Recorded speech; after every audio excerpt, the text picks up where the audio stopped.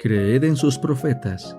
Sábado 17 de septiembre 2022. Primera de Samuel 11. Saúl libra a Jabes del ataque amonita. Nahás el amonita subió y acampó contra Jabes en Galaad, y todos los hombres de Jabes dijeron a Nahás: haz alianza con nosotros y te serviremos.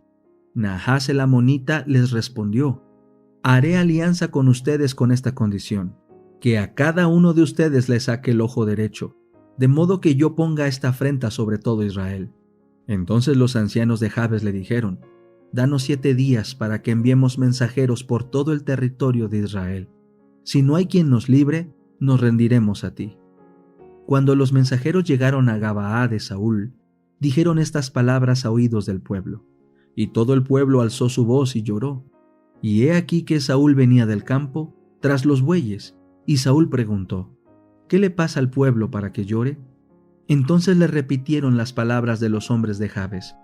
Y cuando Saúl oyó estas palabras, el Espíritu de Dios descendió con poder sobre él, y se encendió su ira en gran manera. Él tomó un par de bueyes, los cortó en pedazos y los envió por medio de mensajeros a todo el territorio de Israel, diciendo: así se hará con los bueyes del que no salga tras Saúl y Samuel. Entonces el temor del Señor cayó sobre el pueblo, y salieron como un solo hombre. Saúl les pasó revista en Besec. Los hijos de Israel eran 300,000, además de 30,000 hombres de Judá. Y a los mensajeros que habían venido les dijeron: así dirán a los hombres de Jabes en Galaad: mañana a la hora de más calor serán librados. Los mensajeros llegaron y lo dijeron a los hombres de Jabes, quienes se alegraron. Entonces los hombres de Jabes respondieron a sus enemigos: mañana nos rendiremos a ustedes para que hagan con nosotros todo lo que les parezca bien. Y sucedió que al día siguiente Saúl distribuyó el pueblo en 3 escuadrones. Luego entraron en medio del campamento durante la vigilia de la mañana e hirieron a los amonitas hasta la hora de más calor. Y sucedió que los que quedaron se dispersaron de tal manera que no quedaron 2 de ellos juntos. Saúl es confirmado rey en Gilgal. Entonces el pueblo preguntó a Samuel: ¿quiénes son los que decían: ¿ha de reinar Saúl sobre nosotros? Entréguennos a esos hombres para que les demos muerte. Saúl respondió: no morirá nadie en este día, porque el Señor ha dado hoy una victoria en Israel. Entonces Samuel dijo al pueblo: vengan y vayamos a Gilgal, para que confirmemos allí el reino. Todo el pueblo acudió a Gilgal, y allí en Gilgal proclamaron rey a Saúl, delante del Señor. Allí también ofrecieron sacrificios de paz delante del Señor, y allí Saúl y todos los hombres de Israel se alegraron muchísimo. Fe y obras. Capítulo 11. Obediencia y santificación. Crean, tan solo crean. Hoy en día se pronuncian desde los púlpitos las siguientes palabras: crean, tan solo crean, tengan fe en Cristo, no tienen nada que hacer con la antigua ley, tan solo confíen en Cristo. ¿Cuán diferentes son estas palabras de las del apóstol que declara que la fe sin obras es muerta?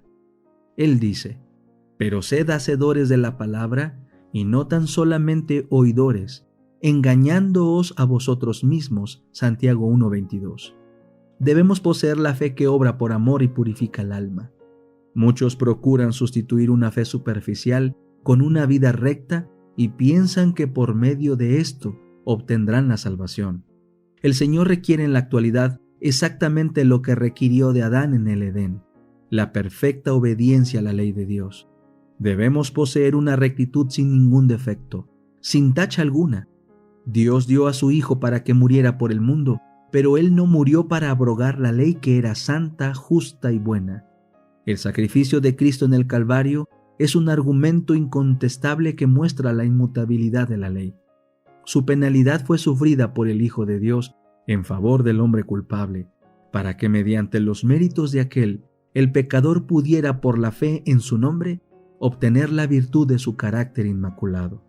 Se le dio al pecador una segunda oportunidad de guardar la ley de Dios mediante la fortaleza de su divino Redentor.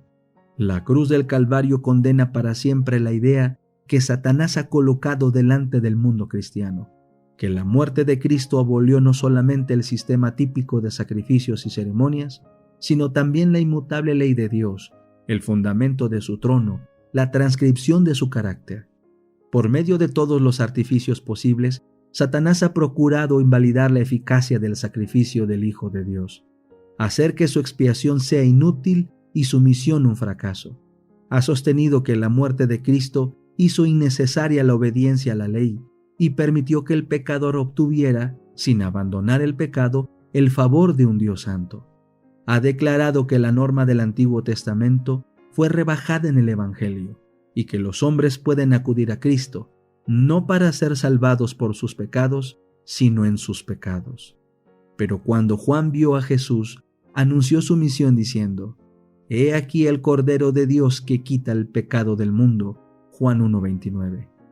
Para toda alma arrepentida, el mensaje es: «Venid luego, dice Jehová, y estemos a cuenta.